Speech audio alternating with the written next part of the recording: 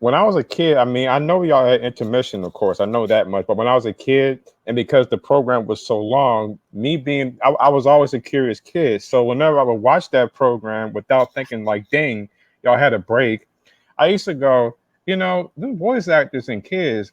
I know at some point they had to been either down or thirst or had to really take a leak to be going this long and not have to go to the bathroom or get a drink of water. Because I wonder, do the voices, do they gotta, clear their throat at some time in their life? But I was a curious kid, so Yeah.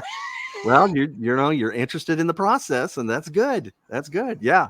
Well, when when we were doing the show, both on, we were doing PBS and when we were doing the live show, at least at Radio City, we had what would be called cough switches. And in radio, a cough switch is a button that you press, and if you press it, the microphone is off and nobody can hear you cough. Hi. Oh. So there's a cough switch right here next to me. And that we would always use that. If we had to, cough or clear our throat or something.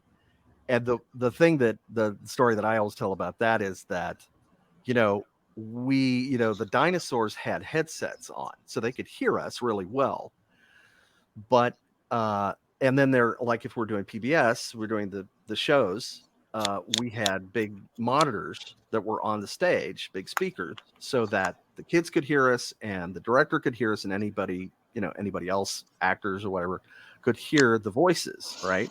Right. So we would sometimes, Jeff Brooks was known for his laugh, and so sometimes we would we would hit the cough button and try to get him to laugh. We'd say something funny, especially Patty Wirtz.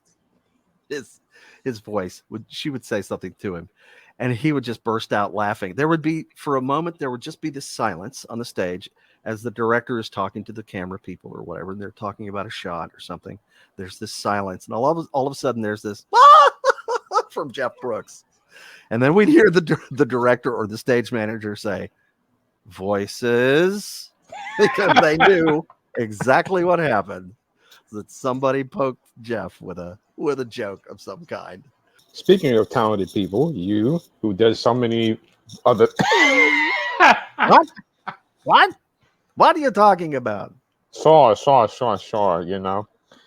and doing Barney's voice over the years. I mean, even in the early years when his voice was, if I can try to not, you was way down here. Oh, hi kids. Oh, how are you, Tina? Mrs. Claus. This is the backyard game. Yes, that was what I call the Wagner Barney, the operatic Barney. Oh, he was, he was. They wanted him to be kind of big and, sound like a large dinosaur, like a big T-Rex. But, the voice that we ended up with was much closer to the one that I auditioned with, and that was higher and just a little more friendly and not as intimidating to some kids, which. The lower voice was apparently. So we brought him up and made him higher. And what was it? Who was it? Was it Adam Baldwin? I think one time at a convention said, I think his question was, so what made you decide to make him all high and goofy like? Wow. And I think my response was, I said, just trying to be as annoying as I could, I guess.